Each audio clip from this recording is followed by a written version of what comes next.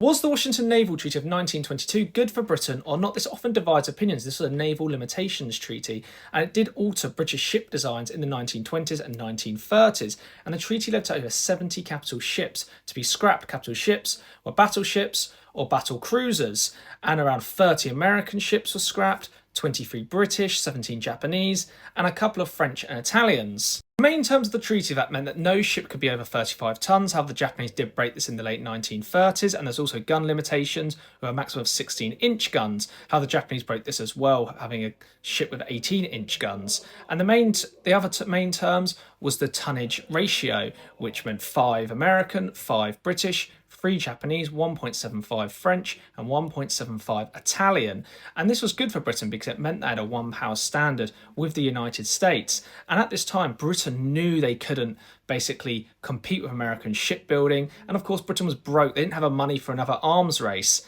And for the Japanese, this was good because this meant they had superiority in the Far East.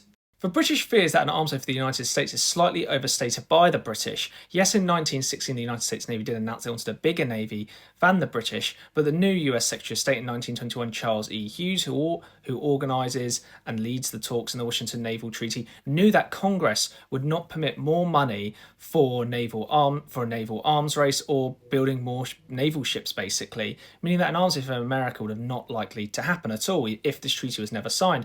But Charles E. Hughes did organise this meeting, and it was beneficial for America because they made little sacrifices, where the British, the Japanese, the Italians and the French did have to make sacrifices for this treaty. But then again, for the Japanese, it's also beneficial for them because their 1920 shipbuilding plan would have made the Japanese bankrupt.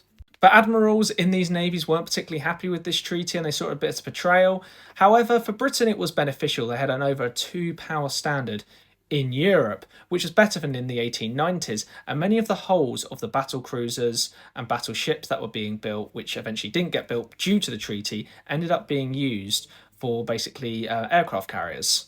Another benefit for Britain was that in the 1920s, Britain could focus on aircraft carriers, where other nations more focused on battleships, upgrading and replacing current battleships, where Britain didn't really have to do that. It was only until between 1930 and 1936 when Britain started to do this, and this was because of the London Naval Treaty of 1930, which extended the Washington Naval Treaty limits. The 2 battleships that Britain built allowed by the Washington Naval Treaty, the HMS Rotary and the HMS Nelson, had 9 16-inch guns and triple 16-inch guns at the front of the ship, which was an unusual design. However, it was slower than the planned 32-knot battle cruiser, which this was modelled off, where the Nelson and the Rotary only went around 23 knots.